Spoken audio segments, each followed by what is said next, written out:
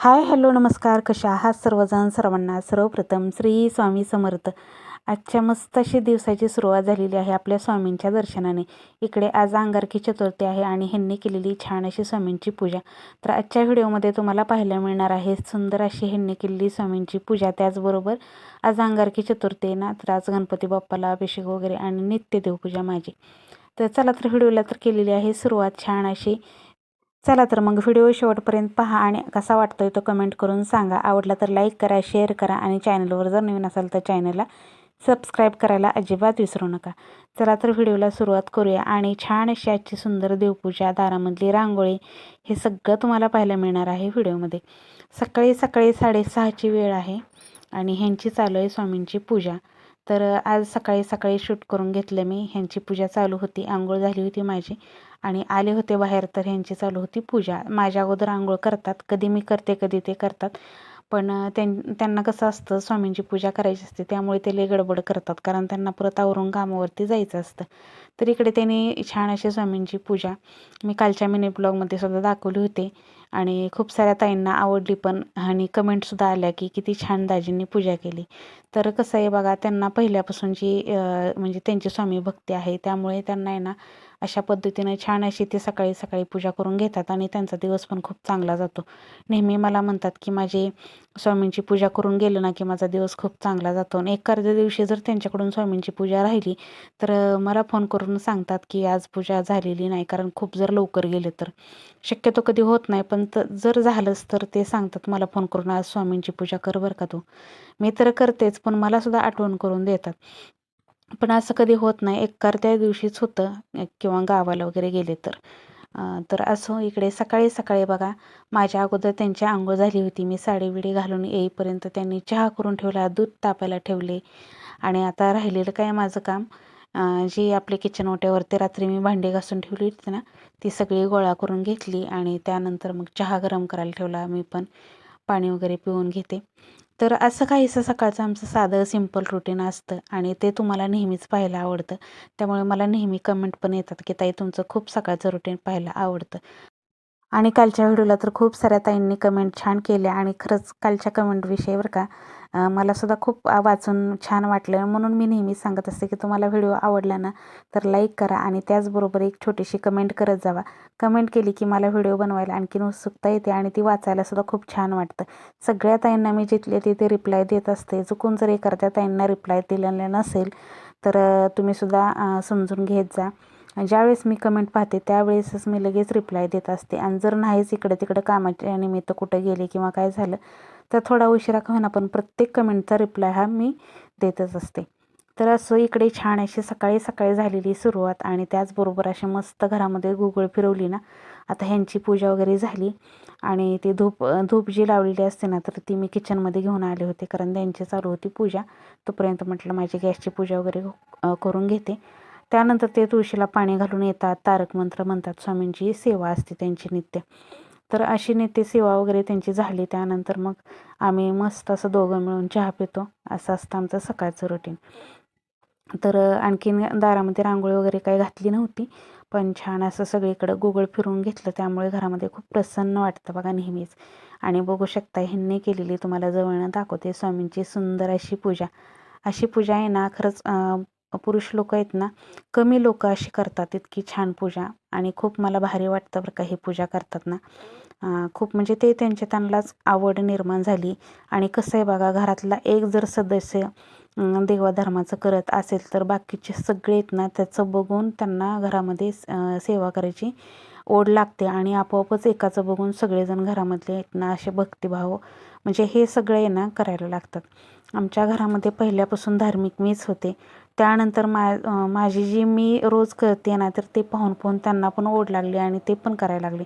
आणि हे आहेत ना पुण्यामध्ये असल्यापासून स्वामींचे गुरुवार आणि स्वामींची पूजा, नित्यपूजा, त्याचबरोबर अभिषेक आणि नित्यसेवा करायला लागले. आणि त्यांना त्याचे खूप सारे अनुभव पण आहेत. त्यामुळे ते आहेत ना न खंड पडता त्यांची स्वामी सेवा आहे ना ती अखंड चालू असते.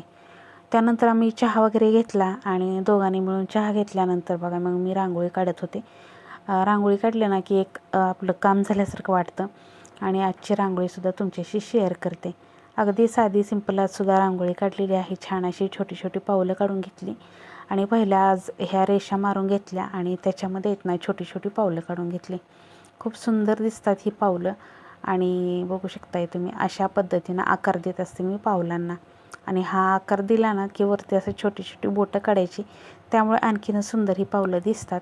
तर असो, ही तर नेहमीप्रमाणे तुम्हाला मी दाखवलेली रांगोळी आहे.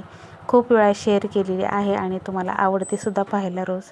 आणि हे छोटे छोटे चक्र छाप आहेत ना, ते सुद्धा खूप छान दिसतात. फुलाचे आहेत ना, तर ते सुद्धा असे उंबऱ्यावरती काढले ना तर खूप उठून दिसतो. आणि कसे असे जर उंबरापूजन करून मी रांगोळी वगैरे काढलेली असेल ना, तर अजिबात उंबऱ्यावरती कोणीही पाय देत नाही आणि म्हणजे सगळे आवरून सावरूनच घरामध्ये प्रवेश करतात. म्हणजे अजिबात रांगोळी पुसत नाही माझी. दुसऱ्या दिवशीपर्यंत रांगोळी माझी तशीच असते. साईडची तर असतेच असते, पण मधलीसुद्धा रांगोळी, कारण आवर्जून मी अशी रांगोळी काढलेली असेल ना तर प्रत्येकजण असं उचलून पाय टाकतं, म्हणजे रांगोळी पुसता कामा नये ह्याची खूप काळजी घेतात. आणि माझा समर्थ लहान होता ना त्यावेळेससुद्धा अजिबात त्यानं कधीही दारामधली रांगोळी पुसली नाही. एवढं माझं गुणी पोर होतं. कधीच नाही ना. तर एक एक लहान लेकरं आहेत ना बघा कशी आईने रांगोळी काढली की लगेच दुसऱ्या मिनटाला तर पुसून टाकतात, पण कधीच त्याने लहान होतं तेव्हासुद्धा कधी रांगोळी पुसली नाही.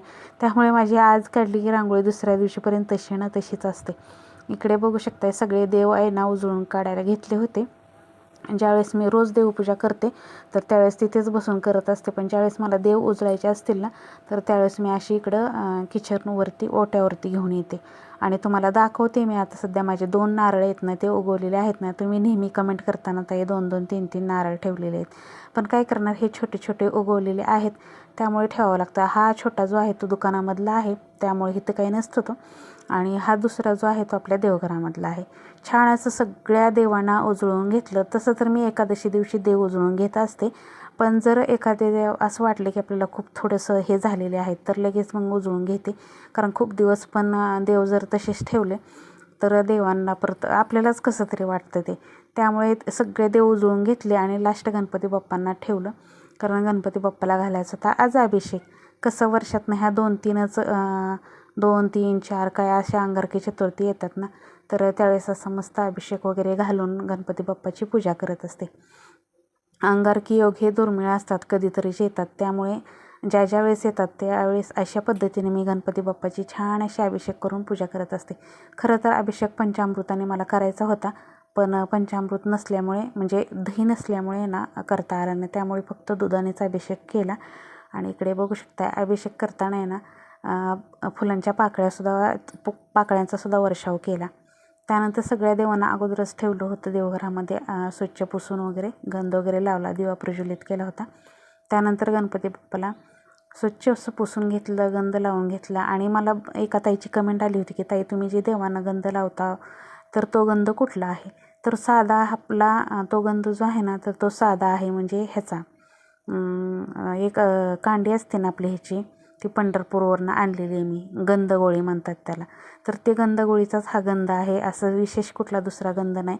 कारण कसं आहे आमच्या इथं आहे ना मार्केट तर आहे, पण इथं आहे ना देवाचं साहित्य जास्त करून मिळत नाही, म्हणजे हा जरा थोडासा ग्रामीण भाग पडतो तर मिळत नाही. त्यामुळे मग मी कुठं देवस्थानाला गेले ना, जसं की अक्कलकोटला गेले, तुळजापूरला गेले, पंढरपूरला गेले, तर तिथनं हे साहित्य पूजेचं घेऊन येत असते.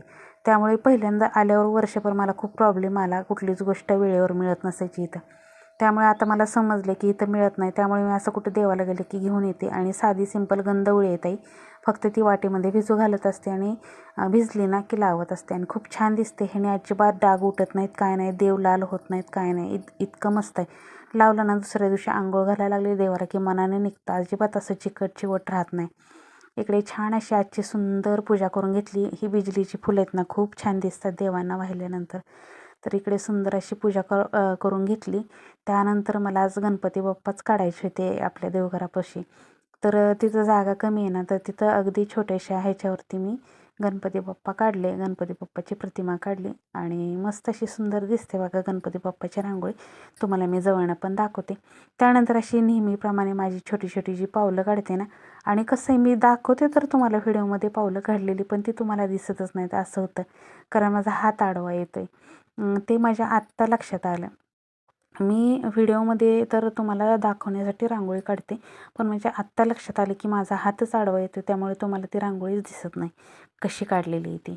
तर दुसऱ्या अँगलनं कॅमेरा लावायचा, तर पलीकडे भिंत आहे त्यामुळे तिकडच्या अँगलनं शूट करता येत नाही, इकडच्या अँगलनं केलं आणि बघू शकताय तुम्हाला जवळनं दाखवते. छान अशी गणपती बाप्पाची रांगोळी, त्याचबरोबर छान अशी सुंदर सुंदर पावलं आणि तुम्हाला देवपूजा तर दाखवते. खूप प्रसन्न वाटत होतं ना, आज तर खूप प्रसन्न वाटत होतं. सुंदर अशी देवपूजा, त्याचबरोबर ही बिजलीची फुलं, त्याने तर आणखीनच छान वाटतं. कलश वगैरे सगळे मस्त असे चमचम चमचम करतात. देवघरसुद्धा खूप छान म्हणजे असं मेंटेन ठेवलं की ना कुठलंही तर छानच वाटतं.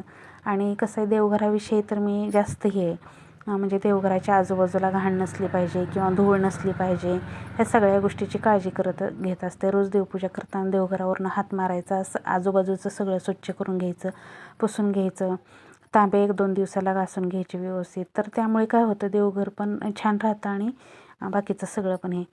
त्यानंतर इकडे बघू शकता सगळा स्वयंपाक वगैरे झाला होता. ओटा वगैरे सगळं क्लीन केलं, शेंगदाणे भाजून ठेवले होते, ते वाटायचे राहिले होते.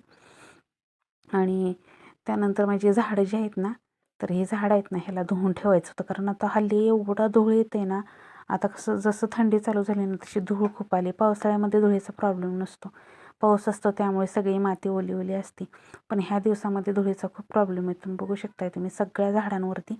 आणि हे मनी प्लॅन्ट आहे ना, तुम्हाला माहिती आहे का, मी 1 महिन्यापूर्वी 1 महिना ते 1.5 महिना झाला असेल मी लावले होते आणि किती छान ग्रोथ झाली बघा. कुठलंही एखादं झाड असेल आणि ते जर आपण आपल्या हाताने लावलेलं असेल आणि ते ग्रो झालं ना, इतका आनंद होतो ना की बस. जी झाडं मी इतक्या आवडीनं लावलेत ना, ती खूप छान ग्रो झालेली आहेत बघा. आणि हे सुद्धा झाड, हे तर एकच पान होतं बघा ताई, तुम्हाला सांगते. एकच पान होतं आणि एका पानापासून एवढी छान अशी रोपं तयार झाली आणि हे खरंच खूप म्हणजे खूप फायद्याचं आहे बरं का. हे 4 महिन्यात इतकं सुंदर फुटलेलं आहे झाड. हे मधलं जे पान दिसतं ना, ते एकच पान मी लावलं होतं सुरुवातीला आणि त्या पानापासून 1-2-3 महिने पान तसंच राहिलं, काहीच झालं नाही त्याला. नंतर कोंबे यायला लागले आणि ते कोंबापासून इतके मस्त मस्त अशी रोपं तयार झाली. आता भरपूर झाली ना, तर मग मी आणखीन वेगळ्या वेगळ्या कुंड्यांमध्ये शिफ्ट करेल आणि छान वाटतात हे स्नेक प्लांट आणि मनी प्लांटसुद्धा. तर ह्यांना पण मेंटेन ठेवावं लागतं. ह्याच्यावरती धूळ वगैरे बसली की पानांची ना ग्रीनरी कमी होते आणि अशी हिरवेगार टवटवीत पानं आहेत ना, ते दिसत नाहीत. तर तुम्हाला जवळनं दाखवते पानांवरती किती तेज आहे. कारण पानं व्यवस्थित अशी धुवून घेतली ना नेहमी 1-2 दिवसाला, तर पानं अशी हिरवीगार राहतात. जर धूळ बसली ना तर कुठल्याही झाडाची वाढसुद्धा लवकर होत नाही बघा. बागेमध्ये सुद्धा बघा पावसाळ्यामध्ये झाडं किती हिरवीगार दिसतात ना, तशीच नेहमी दिसण्यासाठी आहे ना बागेमध्ये सुद्धा मी अशा फवारे करत असते.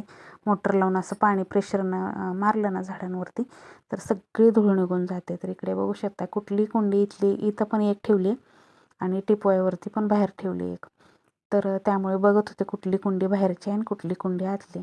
तर त्यानंतर इथं टिपवायमधली कुंडी आहे ना, तिथल्या तिथं आणून ठेवली लगेच. हे कामं सगळी जिथल्या तिथं करायची. छान वाटतं बघा. सकाळी सकाळी घरातली ही सगळी कामं करायला इतका आनंद मिळतो आणि मला रिकामं बसायला अजिबात आवडत नाही. रिकामा वेळ असेल ना, तर ती मी अशी कामं करत असते. बाकीचं माझं सगळं घरातलं कामावरून झालं होतं. कपडे धुणं, भांडे, बाकी सगळं झालं होतं आणि फक्त सोफा नीट करायचा राहिला होता. म्हणजे सकाळी केला होता, पण तरीसुद्धा बसता उठता ह्यांच्याकडून हे होतं ना, मग सकाळी चहा नाश्ता केल्यानंतर बसतात थोड्या वेळ इथं, तर ते हे होतं. मग ते तेवढं साफ करायचं राहिलं होतं. नाहीतर बाकी सगळं घर असं क्लीन मस्त झालं होतं आणि तुम्हाला दाखवते मी आता पूर्ण घर आपलं क्लीन झाल्यानंतर. तर असा काहीसा माझा दिवस असतो. कधी उगवतो आणि कधी मावळतो हे कामाच्या नादात कळत पण नाही. दुपारी थोडासा आराम करत असते. दुकान असल्यामुळे आराम पण करता येत नाही जास्त, कारण गिऱ्हाईकं चालूच असतात. दुपारी झोपलं तरी इकडून येतात काकू काकू करत. तर असं इकडे छान असं माझं घर आहे ना, तुम्हाला दाखवते कसं आवरून झाले. आणि किचन पण सगळं आवरलेलं आहे. किचनचं वगैरे सगळे भांडे वगैरे घासून जिथले तिथं सगळं सकाळी चकाचक करत असते मी. आणि आज इडलीला तांदूळ पण भिजत घालायचे होते, ते पण घातलेत. आणि असा होता आजचा व्हिडिओ ताईंनो. कसा वाटला हे नक्कीच कमेंट करून सांगा. जर व्हिडिओ आवडला तर व्हिडिओला एक लाईक आणि चॅनलला सबस्क्राईब करायला विसरू नका. चला तर भेटूया आपण उद्याच्या छानशा सुंदर व्हिडिओसोबत. तोपर्यंत सर्वांना श्री स्वामी समर्थ. आणि हो बरं का, कमेंट करायला अजिबात विसरायचं नाही. तुमच्या कमेंट वाचून मला फार आनंद होतो, त्यामुळे कमेंट एक करायची आहे.